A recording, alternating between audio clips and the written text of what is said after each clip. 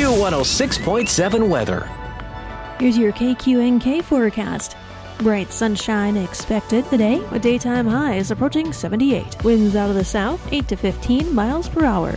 Lows dip down to about 37 tonight, clear skies. Bright sunshine expected tomorrow, high temperatures reach up to 65. Partly cloudy Saturday, with daytime highs approaching 66. 76 Sunday. From the Weatherology Weather Center, I'm staff meteorologist Laura Lockwood. Currently, it's 45 degrees. Kansas Information Network News, I'm Jen Austin. Judy Scott and Amy Pilger, sisters in their 80s, are exhibiting together for the first time at Liberal's Baker Arts Center this month. JP Bizette explains. While Pilger embraced art from a young age inspired by their creative mother, Scott found her passion later in life through teaching. Pilger, now living in Arizona, has dabbled in various mediums, while Scott, a Kansas resident, focuses on acrylics. Their exhibit features abstract pieces with contrasting warm and cool tones, showcasing their different approaches. Despite their different roads, both sisters share a deep love for creativity and artistic expression. Thanks, JP. All other Kansas trial courts moved to a new system between 2019 and 2023 following a statewide rollout plan, and now Johnson County District Court will be the latest to join the Kansas e-court case management system. They'll do that November 5th. The system consolidates case data on a single web-based platform where users can search case information and court documents statewide for free. This is Kansas Information Network News. If you recently lost health coverage due to a life change, healthcare.gov is here for you. Like it was there for Marcus when he lost his job, and Keisha when she turned 26 and lost her parents' insurance, and Elena when she went off Medicaid. There are many other ways to qualify. Visit healthcare.gov today to see if you're eligible to enroll. Limited time to enroll. Paid for by the U.S. Department of Health and Human Services. Smokey the Bear.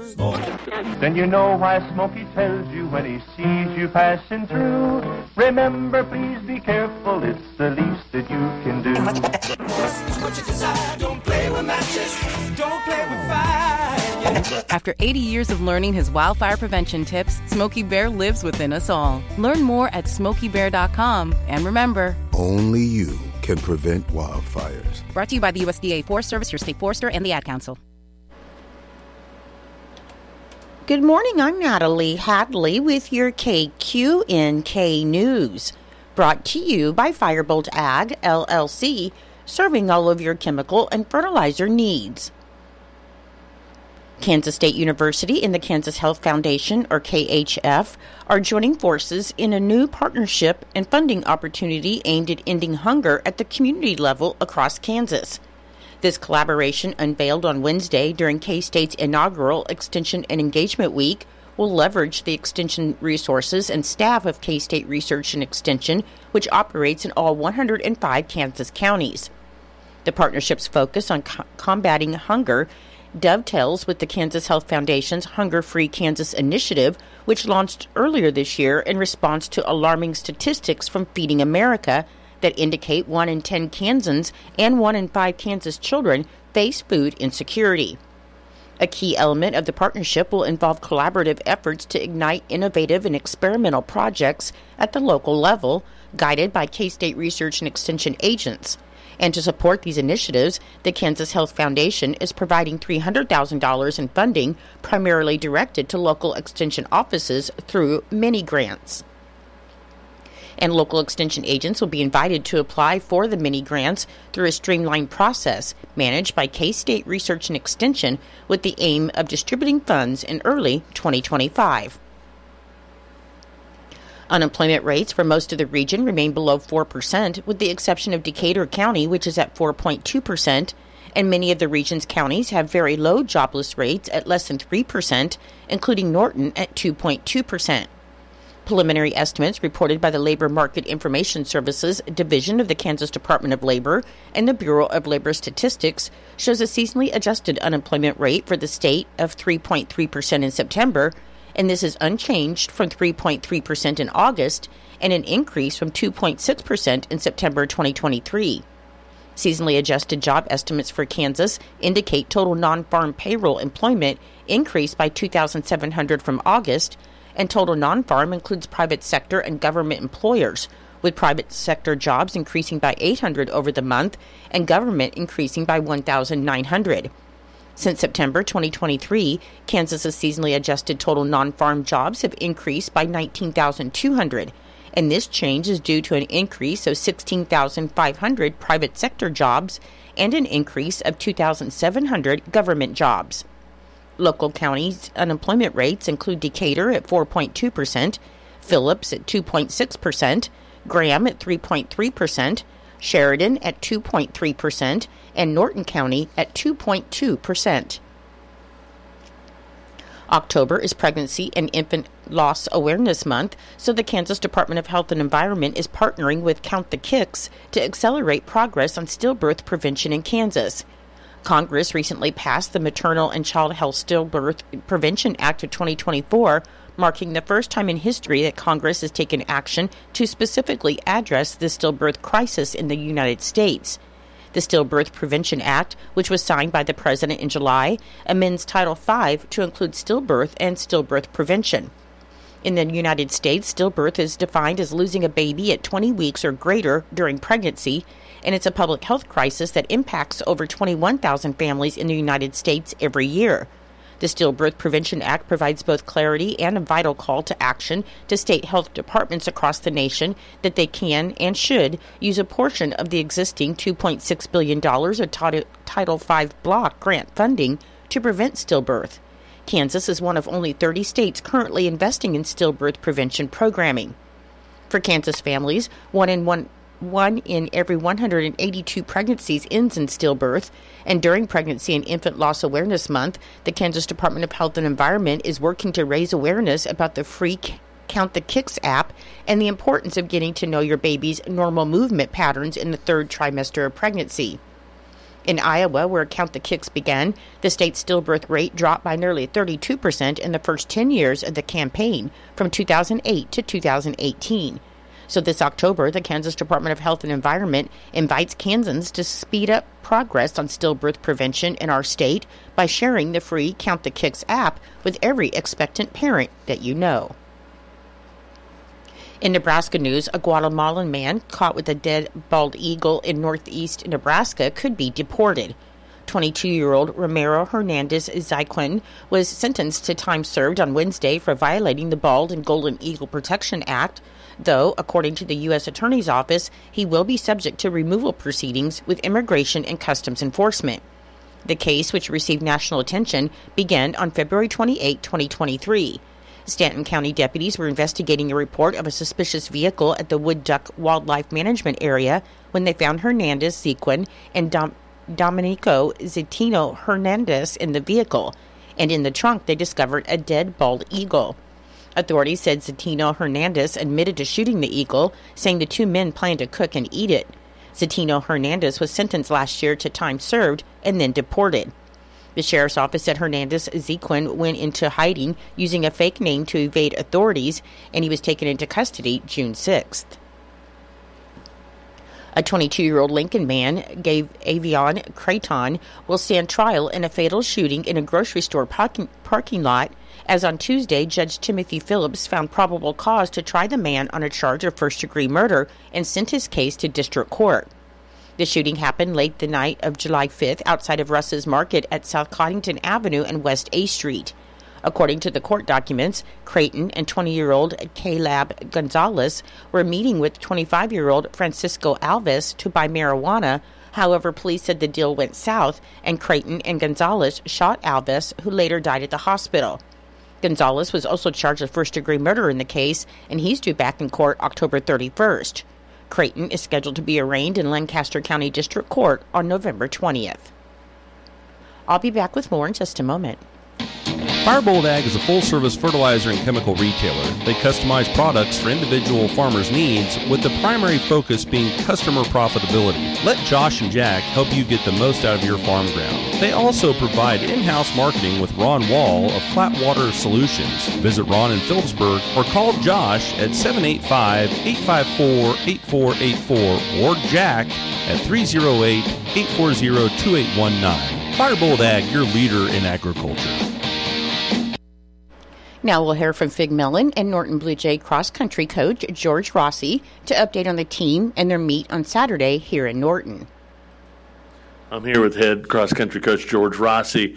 Coach, last week you went to one of your favorite meets, the Lakeside at Downs, Kansas. A pretty good finish for both squads. The girls second, boys were second. Let's talk about how the girls did.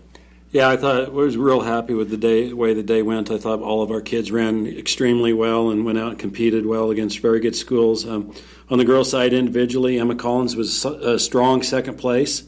Ran a great race. You know, she kind of by herself, and sometimes it's hard to really push, but Emma's a very good competitor, and she works hard all the time. Kaysen Miller finished 11th. Cassidy McLean was 22nd. Right behind her was Savannah Rumback at 23rd. Lorelei Granberry was 38th. Danica Frick was 47th, and Natalie Simmons was 76th. So our girls ran tough, good solid race. It was a super windy day, but for the good part of the race, we had kind of a tailwind, so that it wasn't as bad as it may have sounded. It was a dirty day, but I think the kids did a fantastic job. And you know, finishing, we were ways behind Southeast Saline, but you know, they've been the number one team in 3A for so many years, and those kids running a tight pack. And I thought we did a good job against some of their girls, and gave up a few spots with some of them later in the race. But you know, that's how good teams run, and I hopefully learned some lessons from that. In the boys division, of course, Southeast Saline also a favorite in there. Were you kind of surprised how the Norton boys stayed up with Southeast of Saline? Well, I thought our kids did a good job, especially for the first mile and a half. Our boys were very, very tight in a very tight group, and you know, that's Southeast's calling card too. Those kids run in a very tight group, and you know, they unfortunately our kids kind of fall off the pace a little bit, but I think it gave us some good ideas for this upcoming week, and hopefully we can stay strong as that group together.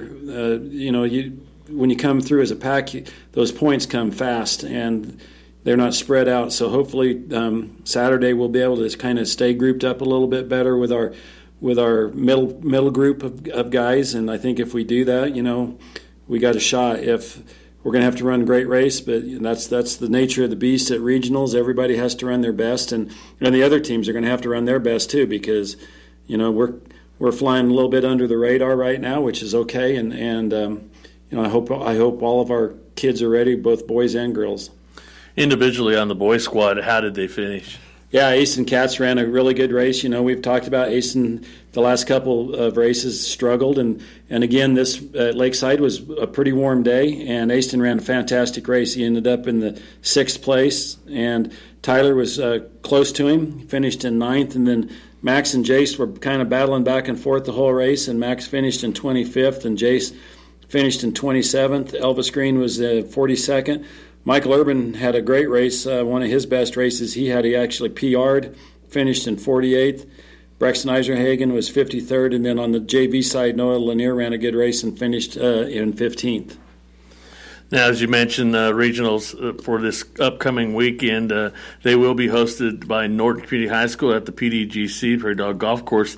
Let's talk a little bit about the girls' team there, 10 teams for the 3A. You also will be hosting 2A. Yeah, it's going to be a big race with 4 different races going on during the day. The 2A girls were started off at 10 o'clock, and then our girls will run after that, probably about 10:30. And then the 2A boys at 11, and the estimated time for our 3A boys would be 11:45. It may be a little bit earlier.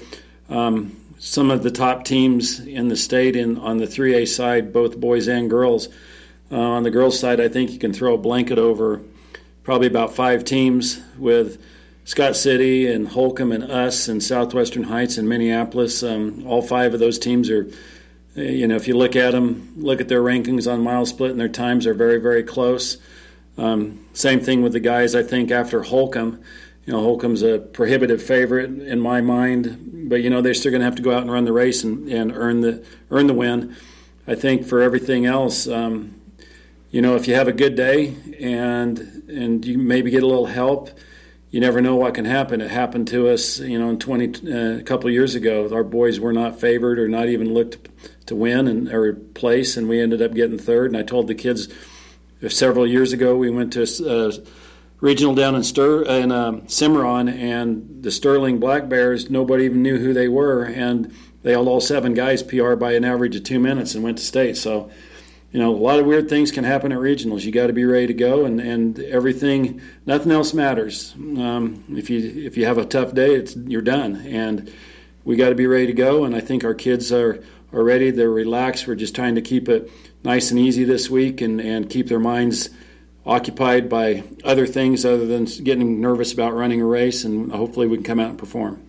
And like you mentioned earlier off air, is that 3 teams will qualify, and the top 15 runners will also qualify. Some other special instructions for this weekend, if you make your way out to the golf course, suggesting by you is carpooling. Yeah, we're hoping for a big crowd, and don't let the fact that there might be a lot of people out there dissuade you from coming out. I think we have plenty of parking spots. We had a lot of the local people that live near the golf course open up their fields, and I think we have a lot of parking that will be very close, so it should be easy to get to the course. We just ask, if you can carpool up with some of your buddies, come on out that way. It'll be a little bit easier, but I think it's a huge advantage to us to have a regional at our home course. Many times we travel hours and hours for a cross-country regional, and to have it here in Norton is a huge advantage to us. We have a great cross-country course. The PDRA lets us pretty much have our way with the golf course. We do what we want, and we appreciate that so much. We run on the nice grass, and it's just a beautiful. It's nice out there. The fall trees are real pretty, and we hope to have just a gigantic crowd out there, because I think our kids respond very well to our home crowd. We always do at our meet. We run very well, and we hope we have a big crowd out there on Saturday. Also, one thing to add to that, the awards will be at the clubhouse. After that, reporting for KQNK, I'm Fig Millen. Thank you, Fig and Coach Rossi, and good luck to the Blue Jay cross-country team on Saturday here in Norton. Your menu today for Eisenhower Elementary School. For lunch, you'll be having chicken supreme, green beans, baby carrots, fruit cocktail, and milk. For Norton Community High School and Junior High, your lunch today will be taco burger or chef salad, fruit, and milk. And for Northern Valley Schools, your lunch today will be nachos with ground beef, salad, vegetable, and fruit. I'm Natalie Hadley. Your KQNK News was brought to you by Firebolt Ag, LLC, farmers helping farmers to succeed. You can contact Firebolt Ag today to get the most out of your farmland. Your KQNK weather forecast is being brought to you by Hinkle Termite and Pest Control, your Norton experts for all of your pest control needs. Your forecast for today, it should be sunny with a high near 78 and a south wind of 10 to 15 miles per hour, which should become northwest in the afternoon. For tonight, it should be clear with the low around 37 and breezy with the north wind of 15 to 20 miles per hour, decreasing to 10 to 15 miles per hour after midnight, and the winds could gust as high as 30 miles per hour tonight. On Friday, it should be sunny with a high near 65 and a north wind around 5 miles per hour. And on Friday night, there'll be some patchy frost after 2 a.m. Otherwise, it'll be mostly clear with the low around 33. I'll be back with the rest of your forecast in just a moment. When you've got bugs, we know what a nuisance that can be. Lock 'em out. From Hinkle Termite and Pest Control, Lock 'em Out is our very effective residential insect prevention program. We'll come to your place and treat your foundation plus all insect entryways. And while we're there, receive a free termite inspection. Call Mr. Rich Wenzel, our certified technician in Norton, at 785-202-0167. That's 202-0167. Continuing with your weather forecast, on Saturday, there'll be areas of frost before 9 a.m., Otherwise, it'll be sunny with a high near 66. On Sunday, it should be sunny with a high near 77. On Monday, mostly sunny with a high near 84. On Tuesday, mostly sunny with a high near 78. And on Wednesday, there's a 20% chance of showers, otherwise partly sunny with a high near 60. Currently, with fair skies, it is 43 degrees. The humidity is 76%. The wind speed is southeast at 5 miles per hour. The barometric pressure is 29.94. The dew point is 36 degrees, and the current wind chill is 40 degrees. Your weather was brought to you by Hinkle Termite and Pest Control right here in Norton. You can call Hinkle Termite and Pest Control at 785-202-0167 for all of your pest control needs. It is 8:23. It's time for your Kansas Sports. That's being brought to you by United Northwest Federal Credit Union, where everything they do for you.